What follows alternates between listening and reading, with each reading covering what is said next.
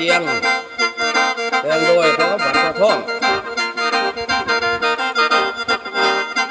ส่วนนี่แกเจ้าอ่อนส่วนแน่นอนต้องว่ามวลมีชีวิตชีว่าหากเป็นท่านได้มาสัมผัสไกล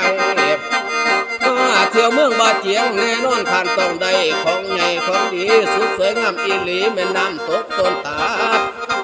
แหล่งท่องเที่ยวธรรมศาสตร์ที่อุดมสมบูรณ์เป็นดินแดนคำคูณนิมูลมั่งเก่าแก่นี่นำใจเพื่อแผ่พ่อแม่บ่ลำเอียงนี่คือเมืองบาเจียงเจริญสุขทุกบ่อนอ่อนซ้อนเด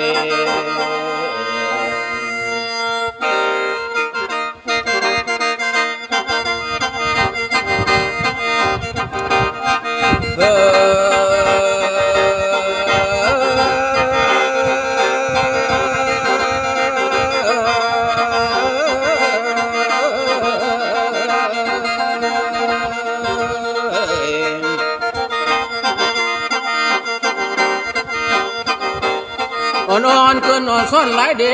มอ่อนซ้อนเมืองเมียงข้าวคือเท่าเอกบาเจียงเจริญสุขพ่อเพียงบ่เอียงอำให้จำไว้เพิ่นบ้านเป็นหนึ่งในแดนใต้จับป่าไข่กีบสง่าเมืองบาเจียงก้าวหน้าภาษาซอยซึมบ้านมี47หมู่บ้านดูมันเพี้ยนขยายส้นเผ่าพันธุ์ก็มีหลายมากมายภาษาเว้าแต่ว่าป่าเพนี่ของเขาบอกคือกันแตกต่างมีความสามัคคีสุดที่ดีเอกอ้างปองดองสั่งอยู่ร่วมกันเดี๋ยวนี้ได้ประกาศเดือนสั้นผลผ่านจากความถูกเมืองบาเจียงเจริญสุขทุกครอบครัวบ่เครื่องแค้นนี่น้ำใจนักแน่นบ่ค้อนแค้นตอนอาทีเบาร่วมสู่มือนี้ดีขึ้นลื่นแต่ลังแม่นดีขึ้นลื่นแต่ลัง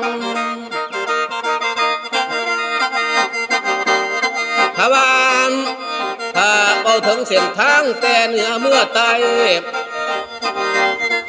ลาดยังทางกวงใหญ่ไปสะดวกสบายเดี๋ยวนี้เสริมขยายเส้นทางรถแล่นอาชีพหลักนั่นแม่นด้านกสิกรรมเลี้ยงสัตว์ปลูกฝังน้ำคือต้นไม้กินหมากนี่บ่อึดบ่อยากมาเงาะและทั่วเลี้ยนภาษาส้นผักเพียเพิ่นเสียนปลูกหมากนัดปลูกทุกสารพัดมันต้นและธรรมดาปลูกทุกสารพัดมันต้นยางพันละอาชีพหนึ่งต่อมาแม่นตีผ้าตีมีดมีสีมือปานิชเฮ็ดเครื่องใส่ของสอยอาชีพหนึ่งประทับไฟเป็นสินค้าขายส่งสินค้าขายส่งนับมือมันมือคงและยืนย่องทุกด้านการค้าเครื่องของทั้งการค้าเครื่องของขอเชิญท่านมาลองท่องเที่ยวธรรมศาสตร์มีน้ำตกต้นตาดสวยสะอาดอีหลีนั่นแม่นห้วยจำปียังมีตาดผาสวมบ่อนบาเจียงสินอนห่วมกับนั่งมาลงเลยบ่สมประสมมาลงนั่งนี้ก่อนยกปัญหาบางบอนข้างก่อนในท่านซึ่งกลายเป็นตำนานก้าวขันแต่กี้จนหอดสู่มือนี่ยังมีสื่อมีเสียงภาษาส้นพร้อมเพียงอนุรักษ์หักหอ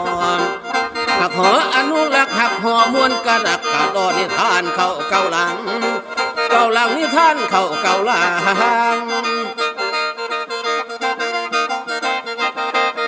ไปว่าเชิญไปส้มเบิ่งทางห้วยปลาไหลแท้งามอีหลีน้อแม่ตาดแซ่สองค้อนไปเห็นแล้วก็อ่อนซ้อนน้ำธรรมศาสตร์น้ำเย็นใสไหลบ่ขาดตาดห้วยปลาไหลเสินผ่านยิ่งขานซ้ายมาส้มมาเที่ยวมาสัมผัสกลมเกี่ยวเหนียวแน่นแก่นสารตาดสองค้อนอลังการงามตาพิเศษหรือสิไปส้มเขตเฮือนทักประท่านนี่เฮือนพักประท่านไก่สอนพรมวิหารอยู่บ้านลาดบุกใหญ่เดี๋ยวนี้การน้ำเอาใจใส่ปกปักรักษาประวัติศาสตร์ผ่านมาให้ศึกษาเฮียนหูเฉพาะบ้านลาดบัวพื้นฐานการต่อสู้อย่างผู้มีไส้บ่อสถานบ้านไว้จิตใจแข็งแกร่งจิตใจแข็งแกร่งสามัคคีผูกแน่นเพราะเครื่องแขนบ่อนใดบ่เครื่องแขนบ่อนใด